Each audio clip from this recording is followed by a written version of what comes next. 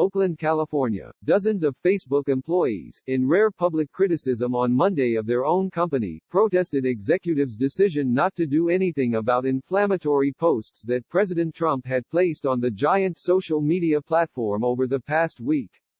The employees, who said they refused to work in order to show their support for demonstrators across the country, added an automated message to their digital profiles and email responses saying that they were out of the office in a show of protest. The protest group, conducting a virtual walkout of sorts since most Facebook employees are working from home because of the coronavirus pandemic, was one of a number of clusters of employees pressing Facebook executives to take a tougher stand on Mr. Trump's posts. Inside the company, staff members have circulated petitions and threatened to resign, and a number of employees wrote publicly about their unhappiness on Twitter and elsewhere. More than a dozen current and former employees have described the unrest as the most serious challenge to the leadership of Mark Zuckerberg, the chief executive, since the company was founded 15 years ago. The hateful rhetoric advocating violence against black demonstrators by the U.S. president does not warrant defense under the guise of freedom of expression, one Facebook employee wrote in an internal message board, according to a copy of the text viewed by the New York Times. The employee added, along with black employees in the company, and all persons with a moral conscience, I am calling for Mark to immediately take down the president's post advocating violence, murder and imminent threat against black people. Mr. Zuckerberg has argued on a number of occasions that Facebook should take a hands-off approach to what people post, including lies from elected officials and others in power. He has repeatedly said the public should be allowed to decide what to believe. That stand was tested last week when Twitter added fact-check and warning labels to two tweets from the president that broke Twitter's rules around voter suppression and glorification of violence. But as Twitter acted on Mr. Trump's tweets, Facebook left them alone. Mr. Zuckerberg said Mr. Trump's posts did not violate the social network's rules. Personally, I have a visceral negative reaction to this kind of divisive and inflammatory rhetoric, Mr. Zuckerberg said in a post to his Facebook page on Friday. But I'm responsible for reacting not just in my personal capacity but as the leader of an institution committed to free expression. In response to the walkout, Mr. Zuckerberg has moved his weekly meeting with employees to Tuesday, rather than Thursday. The meeting will be a chance for employees to question Mr. Zuckerberg directly on his decision. A Facebook spokeswoman said Monday morning that executives welcomed feedback from employees.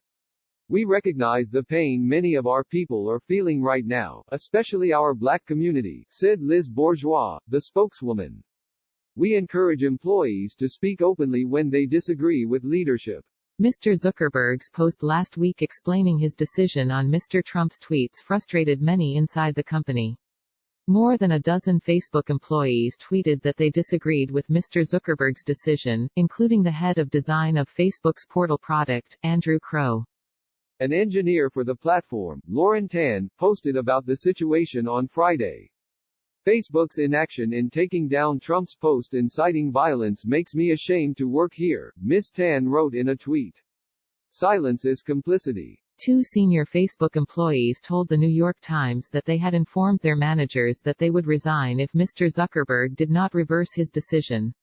Another person, who was supposed to start work at the company next month, told Facebook they were no longer willing to accept a position at the company because of Mr. Zuckerberg's decision. Over the weekend, several petitions circulated among Facebook employees calling for the company to make personnel changes and for more diversity of voices among Mr. Zuckerberg's top lieutenants. In private online chats, employees have called for the resignation of Joel Kaplan, Facebook's vice president of global policy. Mr. Kaplan is seen as being a strong conservative voice within the company. In 2018, he upset some employees when he sat in the front row of the confirmation hearings of Supreme Court Justice Brett Kavanaugh, who was a close friend.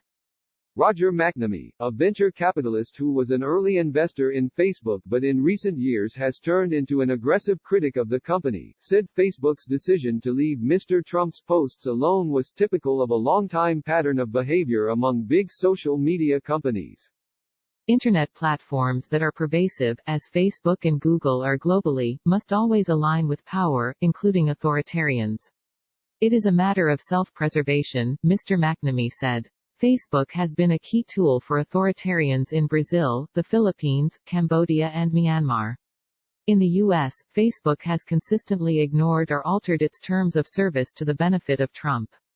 Until last week, Twitter did the same thing. Mr. Zuckerberg and Sheryl Sandberg, the company's chief operating officer, plan to host a call on Monday evening with civil rights leaders who have lashed out publicly against Facebook's protection of Mr. Trump's posts. The call was expected to include Benita Gupta of the National Leadership Conference, Rashad Robinson of Color of Change and Sherilyn Ifill of the NAACP Legal Defense and Educational Fund. The civil rights leaders said they would push back on Mr. Zuckerberg's position on Mr. Trump's posts, which they see as violations of Facebook's community standards that do not permit voter suppression or the incitement of violence, even by political figures. It's really important for Mark Zuckerberg to contend with the fact that he is prioritizing free expression while our democracy is literally burning, said Ms. Gupta, who organized the call with the executives. On Sunday, Mr. Zuckerberg wrote that he would be donating $10 million to groups working on racial justice. The move, coupled with his earlier post expressing solidarity with the demonstrators, did little to quell the internal protest.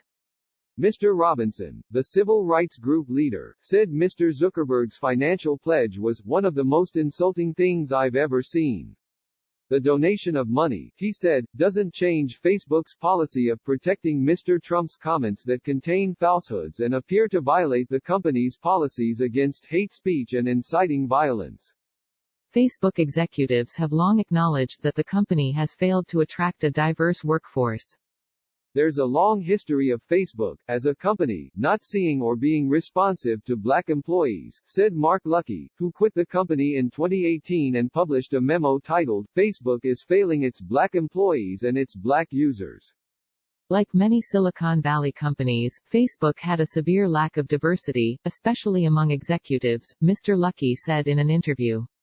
When you don't have a diverse group of people at the top of the company, you don't understand the issues involved or why your employees are upset. In 2014, 2% of Facebook's employees were black. In 2019, that number had increased to 3.8%, according to the company's diversity report. In the post to an internal message board, the dissenting Facebook employee ended his post with a quote from Dr. Martin Luther King Jr., the slain civil rights leader. Our lives begin to end the day we become silent about things that matter, the quote read. Shira Frankel reported in Oakland, California. Mike Isaac reported in San Francisco. Cecilia Kong reported from Washington. This is a developing story. Check back for updates.